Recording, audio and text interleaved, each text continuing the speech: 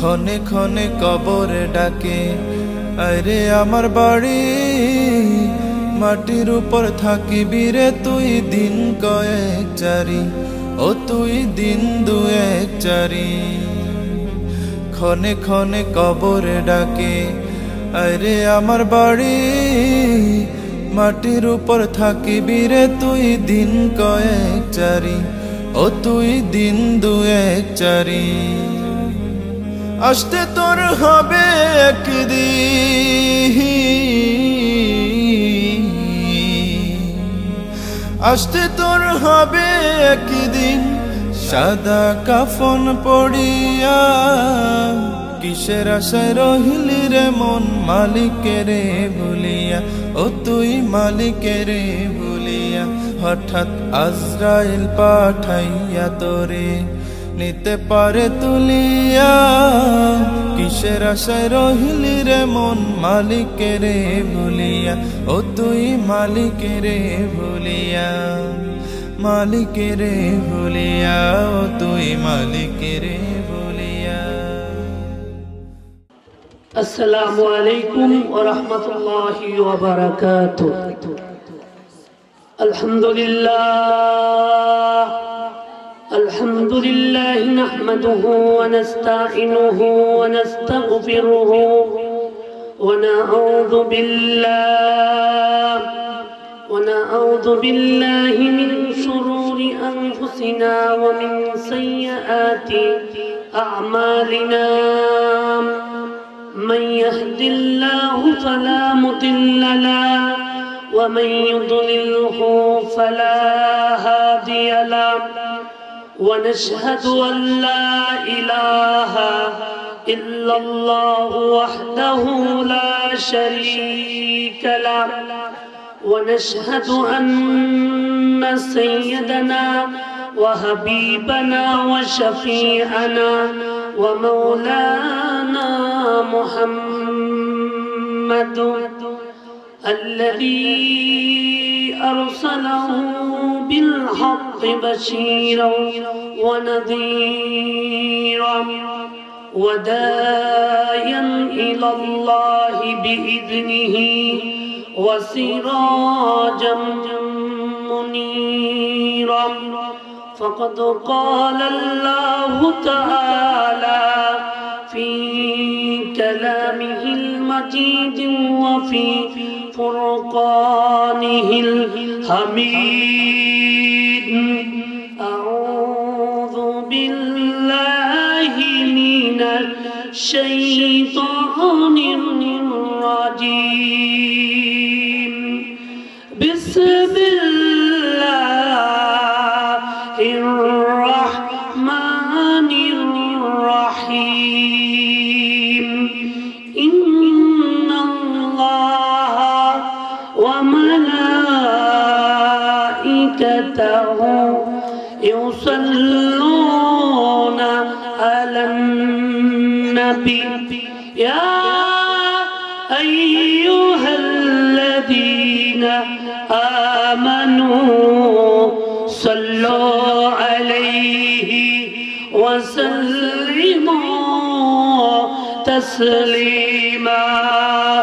اللهم صل على سيدنا مولانا محمد وعلى آل سيدنا.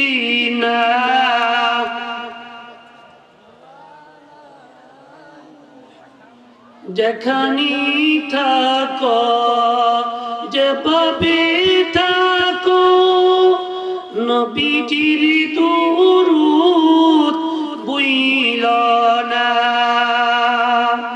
নবীজির দুরূদ না ভুলিলে নবীজি তোমায় বলবে না। আয় আল্লাহুম্মা সাল্লি